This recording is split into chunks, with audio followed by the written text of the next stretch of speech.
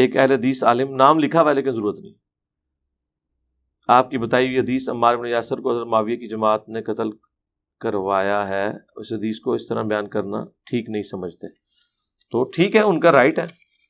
انہیں آپ صرف یہ بتائیں کہ آپ جو پڑھتے ہیں نا قل انما انا بشر مثلکم، تو بریلوی اس پڑھنے کو ٹھیک نہیں سمجھتے، تو پلیز نہ پڑھا کریں. تو آپ کو کیا کہیں گے کہ نہیں یار یہ تو عقیدہ ہے، کیوں نہ پڑھے؟ پھر انہیں کہیں رکو ذرا، صبر کرو. یہ بھی عقیدہ ہے کہ نبی علیہ السلام اپنی وفات کے 30 سال بعد کی خبر دے رہے ہیں، صحیح بخاری 2812، کہ عمار کو ایک باغی جماعت قتل کرے گی، عمار انہیں اللہ اور جنت کی طرف بلا رہے ہوں گے اور وہ جماعت جہنم کی طرف. تو یہ عقیدے کی بات ہے نا، جب جنت اور جہنم ذکر ہو جائے تو عقیدہ ہے. فضائل صحابہ احمد بن حنبل کی کتاب بڑی مشہور کتاب ہے، بلکہ اسپیسیفکلی صرف فضائل صحابہ کے اوپر جو کتاب احادیث کی ہے، سب سے بڑی کتاب میرے علم میں یہی ہے. آلموسٹ 2000 احادیث ہیں فضائل صحابہ احمد بن حنبل کی کتاب، جس میں وہ مشہور حدیث ہے جو میں نے اکثر بیان کی ہے. اب یہ کتاب اردو ترجمے کے ساتھ آ چکی ہے، ہمارے جہلم شہر سے ہی شائع ہوئی ہے. مارکیٹ میں اس کی پرائس جو ہے وہ فل 1800 ہے، ہم 900 روپے کی آدھی قیمت پہ یہاں سے دیتے ہیں اکیڈمی سے جس نے لینی ہے. اتنی موٹی کتاب ہے، اچھے پیج کے اوپر ہے، خوبصورت. اس کا PDF بھی اویلیبل ہے، کسی نے اس وقت بنا دیا تھا تو ہم نے وہ اپنی سائٹ پہ بھی رکھ دیا. تو اگر آپ نے کتاب لینی ہے تو یہاں آپ کو اینڈ پہ مل بھی جائے گی. اس میں یہ حدیث موجود ہے، 2 احادیث ہیں. ایک یہ کہ مولا علی کہتے ہیں کہ میری وجہ سے 2 فرقے گمراہ ہوں گے، ایک میری محبت میں غلو کر کے اور ایک میری دشمنی میں. اور میری وجہ سے 2 فرقے جہنم میں جائیں گے، ایک میری محبت میں غلو کر کے اور ایک میری دشمنی میں.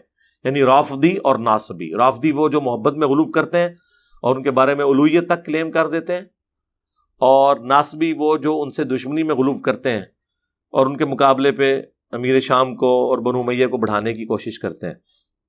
یہ دونوں ایکسٹریمز ہیں. ان دونوں کو مولا علی نے کہا کہ یہ گمراہ اور جہنمی ہے. اور یہ حدیث جو ہے وہ صرف یہاں پہ نہیں ہے، یہ حدیث جو ہے وہ نہج البلاغہ میں اور اصول الکافی کے اندر بھی موجود ہے. یہ حدیث شیعہ کے ہاں بھی پائی جاتی ہے اور وہ بھی بیان کرتے ہیں. یہ لازم بات ہے کہ جس طرح آپ ان کو گھسیٹ رہے ہوتے ہیں وہ آپ کو اس میں گھسیٹ رہے ہوتے ہیں. ہمارے نزدیک تو غالی جتنے ہیں، چاہے شیعہ کے ہاں ہیں چاہے سنیوں کے ہاں ہیں، سنیوں کے غالی جو ہیں وہ ناصبی ہیں اور ان کے غالی جو ہیں وہ رافضی ہیں. بہرحال اس حدیث میں مولا علی علیہ السلام کو جو یہ غیبی خبر پتہ چلی ہے، یہ نبی علیہ السلام کے بتانے پر موقوف ہے. ویسے الگ سے بھی مسند احمد میں حدیث موجود ہے، لیکن چونکہ اس کی صحت کے اندر کلام ہے اس لیے میں اس کو بیان نہیں کرتا. وہ ملتی جلتی ہے اس سے، اور اس حدیث کی سند صحیح ہونے کی وجہ سے وہ مرفوع روایت بھی درست ہے کہ اے علی تم میری امت میں عیسیٰ ابن مریم کی مثل ہو. یہودی ان کا انکار کر کے گمراہ ہوئے اور عیسائی جو ہیں نصارہ وہ ان کی شان میں غلو کر کے گمراہ ہوئے. تو یہ حدیث مسند احمد میں ہے، مشکات کے اندر موجود ہے، اور ان احادیث کی وجہ سے وہ اسے تقویت مل جاتی ہے. تو اب مجھے بتائیں، اگر مولا علی علیہ السلام کی وجہ سے جہنم اور جنت کا فیصلہ ہو رہا ہے تو یہ عقیدے کا مسئلہ نہیں ہے؟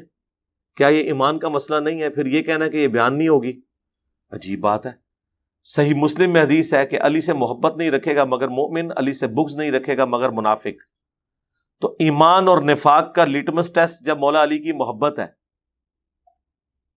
یا آپ سے دشمنی کرنا ہے، تو اب یہ کتنی بے وقوفانہ بات ہے کہ کوئی شخص یہ کہ ان باتوں کا عقیدے سے کوئی تعلق نہیں ہے، بیان نہیں کرنی چاہیے.